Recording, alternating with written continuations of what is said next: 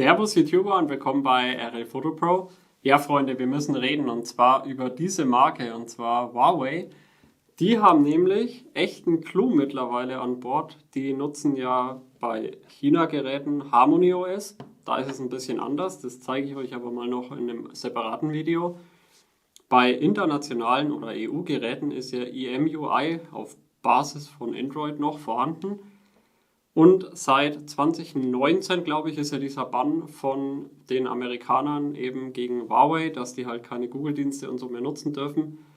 Aber es gibt jetzt seit einiger Zeit eben den Aurora Store und bei Huawei ist es wirklich verrückt.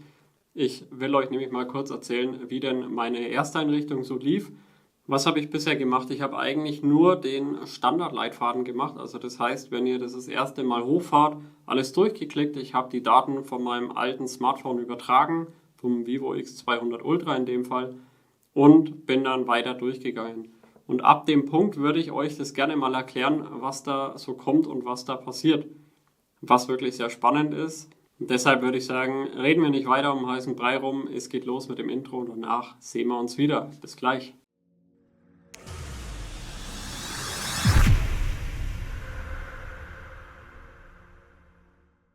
Ja, und damit willkommen zurück und ich starte direkt mal mit den Einrichtungsleitfaden. Und zwar ist da wirklich was Verrücktes. Ihr habt ja Phone Clone, so nennt sich das bei Huawei. Damit könnt ihr eben die Daten vom alten Smartphone auf das Huawei-Smartphone umziehen.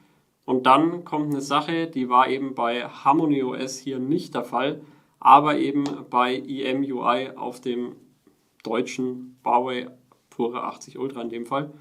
Und zwar, ich zeige es euch mal. Ich habe hier quasi meine Daten prinzipiell dann rüber geschöffelt. Das war auch soweit schön und gut. Und dann kam ein Bildschirm. Da habe ich schon echt schmunzeln müssen. Ihr seht es hier, ich blende es euch auch natürlich nochmal ein. Ich lese euch mal vor, einige der übertragenen Apps sind mit dem Gerät nicht vollständig kompatibel. Welche Apps sind da wohl nur gemeint? Ja. Sie können die Kompatibilität und die Leistung der Apps verbessern, indem bestimmte zugehörige Apps installiert werden. Ich habe dann da mal drauf geklickt, was sind denn die zugehörigen Apps? Und dann kam das hier. Super spannend, finde ich, nämlich die MicroG Services und MicroG Companion App. Das ist im Endeffekt das, was auch der Aurora Store prinzipiell, wo ihr dann Google Apps runterladen könnt, entsprechend mit installieren würde. Huawei bietet es quasi direkt beim Einrichtungsleitfaden an, also völlig crazy. Ja, ich habe damit nicht gerechnet irgendwie. Ich bin nämlich witzigerweise davon ausgegangen, dass es läuft wie bei meinem Huawei Mate XT, dass ich einfach in die Huawei App Gallery rein muss, da den Aurora Store suche und den installiere und damit kommen die MicroG Services mit. Nicht so eben bei EMUI 15 in dem Fall. Und dann habe ich die halt installiert und es waren eigentlich nur zwei Apps, die dann nicht kompatibel waren. Das war eBay und Messages, aber die konnte ich danach problemlos über den Aurora Store übrigens installieren. Überhaupt kein Ding. Und dann kam noch was Interessantes, da habe ich auch schon wieder schmunzeln müssen, ehrlich gesagt. Und zwar von der App Gallery, dieser Screen hier, wo ihr noch beliebte zusätzliche Apps installieren könnt und da wird auch gleich der Aurora Store mit angezeigt. Super witzig. Also ich muss so ehrlich sagen, einfacher geht es eigentlich kaum und ich werde mich jetzt dann auch mal kurz anmelden und schauen, das wird alles schon laufen halt. Also das ist total verrückt. Finde ich auf jeden Fall sehr gut.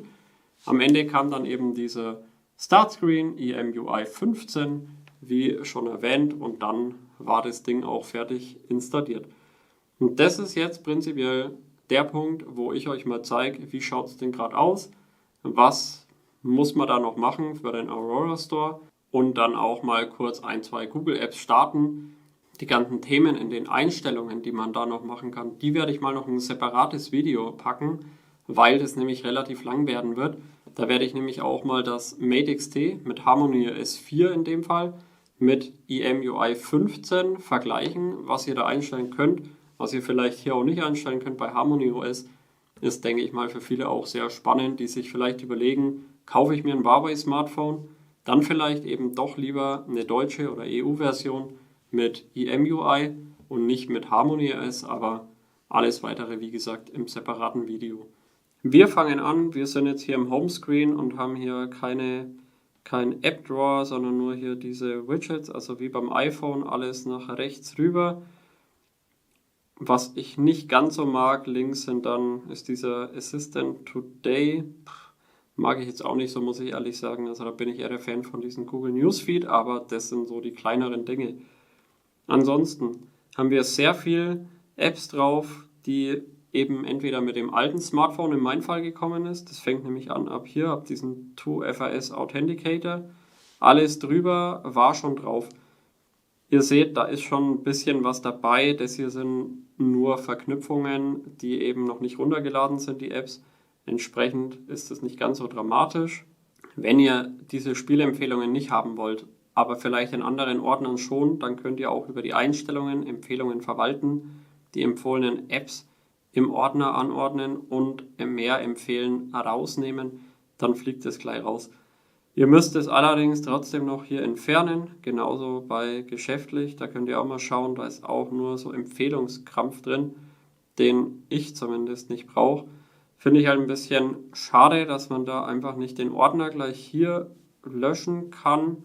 Ja, also ihr müsst eigentlich hier rein und müsst es rausnehmen und dann würde der Ordner verschwinden. Wenn ihr die Empfehlungen deaktiviert, dann verschwindet der Ordner halt nicht gleich. Gut, besser gelöst, muss ich sagen, als wenn die Apps alle schon drauf wären. Ja? Also lieber eine Empfehlung als diese Apps. Ich meine, da ist Samsung ja auch so, die haben ja auch so ein paar Apps drauf, die ich dann immer runterschmeißen muss. Andere Hersteller auch. Ja, es ist halt leider einfach so heutzutage. Ansonsten, die Apps zeige ich euch jetzt mal nicht alle, also da ist noch einiges dabei. Phone Clone, wie gesagt, ist das, wo auch geklont wurde. Und ja, ansonsten belassen wir das erstmal hier dabei. Für mich ist jetzt interessant der Aurora Store. Da gehen wir jetzt auch mal hin, wenn ich den finde, ganz am Ende hier. Und da gehen wir jetzt mal rein. Das ist quasi die App, die den Google Play Store in dem Sinne ersetzen wird und entsprechend die Apps mit draufbringt, inklusive Google Kalender Synchronisation. Kontakte weiß ich noch nicht. Bei meinem Harmony OS Gerät musste ich die mit einer anderen App synchronisieren und der Passwortmanager hat auch nicht funktioniert. Das sind aber Sachen, die werde ich alle testen und auch entsprechend in meinem Fazitvideo dann reinpacken. Wenn ihr da Erfahrungen habt damit schon, dann schreibt es gerne in die Kommentare. Vielleicht habt ihr auch Tipps und Tricks. Ich bin ja bei Huawei seit dem P30 damals, also P30 Pro war es genau, nicht mehr wirklich dabei gewesen, eben wegen dem Google-Bann. Jetzt wieder, weil es halt echt interessant wird mit dem Aurora Store. Okay, wir gehen weiter. Dann schauen wir mal hier, er braucht natürlich Installation von unbekannten Apps. Das müssen wir entsprechend erlauben. Speicherverwaltung auch, dass er halt was runterladen darf. Downloads im Hintergrund, also Akkuoptimierung deaktivieren. Und App-Links, da müssen wir einmal auf unbestätigte Links und die beiden hier anhaken. Dann gehen wir hier oben auf den Haken, dann zurück, bestätigte Links haben wir nichts, das passt. Und damit sind wir hier bei den Berechtigungen schon durch. So, jetzt kommt schon der entscheidende Punkt. Wir müssen uns mit dem Google-Konto anmelden. Das mache ich jetzt einmal. Dann geht er eben in diese Micro-G-Dienste, die eben helfen, die App-Kompatibilität zu verbessern. Ja? Also das werden wir jetzt einmal machen, einmal einloggen. Okay, und damit sind wir auch soweit. Da fragt er mich noch, ob er Nutzername und Passwort im Endeffekt speichern soll über den Huawei Passwortmanager. Das mache ich jetzt mal nicht. Dann sagen wir nochmal anmelden mit Google. Ich wähle mein Google-Konto aus. Und dann will er privilegierten Zugriff. Ja, das braucht man. Sonst funktioniert es nicht. So, dann habe ich mal die Screen Recording nochmal neu gestartet. Das wurde wahrscheinlich beim Passwort eingeben dann gestoppt. Entsprechend sind wir jetzt hier aber bei der Basisoberfläche vom Aurora Store. Das Ganze unterscheidet sich optisch halt natürlich ein bisschen vom Google Play Store. Ist aber für mich nicht weiter dramatisch. Ich finde hier alles, was ich brauche. Also ihr seht es auch hier schon, Instagram, WhatsApp und so weiter, das ist auch alles schon installiert. Das hat er ja mit rübergenommen. ChatGPT habe ich jetzt zum Beispiel nicht drauf gehabt. Das installiere ich jetzt mal, dann seht ihr mal, wie das alles abläuft. Ihr müsst da nichts mehr bestätigen oder ähnliches. Der installiert ist prinzipiell wieder Play Store und aktualisiert auch entsprechend. So, erfolgreich installiert. Gehen wir mal eins zurück. Bei Updates unten seht ihr jetzt schon 53 Updates, also relativ viel. Na, die App haben wir jetzt mal nicht gesehen, aber ansonsten, ja, seht ihr schon, das Ganze ist im Prinzip alles da. Ich schaue jetzt auch mal wegen Android Auto, weil das brauchen wir auf jeden Fall. Android Auto, das installieren wir. Also ich werde da auch noch mal ein Video machen, wie ihr Android Auto zum Laufen bekommt, separat. Aber ich mache es jetzt schon mal drauf.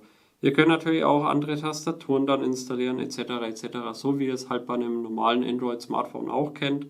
Dann, wie gesagt, Updates unten. Ihr könnt auch dann hier oben über die Einstellungen sagen, Einstellungen, die Berechtigungen hatten wir ja schon, die Installation, dass er die APK-Datei, also das ist quasi die Software-Datei, die er runterlädt für die App, danach löschen soll. Das lasse ich aktiv. Bei Anpassungen könnt ihr halt die Startseite ändern. Für mich-Tab brauche ich jetzt nicht unbedingt. Und bei Updates ist eben für mich wichtig, verfügbare Updates automatisch installieren. Ansonsten Einschränkungen, da könnt ihr auch noch sagen, wann soll er eben nicht updaten und suchen. In nicht getakteten Netzen, wenn der Akkustand niedrig ist und wenn das Gerät inaktiv ist. F-Droid ist eben eine andere Software, die eben auch noch Google Apps installieren kann. Da soll er eben keine Apps updaten. Das lasse ich jetzt mal an. Ich werde es zwar wahrscheinlich nicht nutzen, aber sicher ist sicher. Und Apps aus anderen Quellen ausfiltern. Da würde er eben, die nicht vom Aurora Store installiert werden, die Apps auch nicht entsprechend updaten. Wobei das stört mir jetzt nicht. Genau. Und dann haben wir da auch die Einstellungen. Also wirklich super simpel. Ihr findet da echt alles, was ihr braucht. Das ist jetzt kein Hexenwerk, muss man ehrlich sagen, beim Aurora Store. Probiert da einfach mal rum, installiert mal alles, was ihr so braucht und wir schauen jetzt mal noch ganz kurz rein und zwar bei Google Chrome. So, dann haben wir hier jetzt Google Chrome. Ich starte ihn mal. Jetzt müsste er ja mit meinem Account weitergehen, genau. Das passt. Ja, und das hat auch funktioniert. Ich konnte mich da ganz normal anmelden mit meinem Konto. Habe jetzt dann meine Lesezeichen da mit dabei. Ansonsten funktioniert da alles wie immer. Ich habe es gerade mal kurz getestet. Lesezeichen, Adressen und so weiter. Passwortmanager leider nicht, in meinem Fall zumindest, weil ich eine Passphrase drin habe. Habt ihr das nicht, dann geht eine Website auf, wo ihr die abrufen könnt.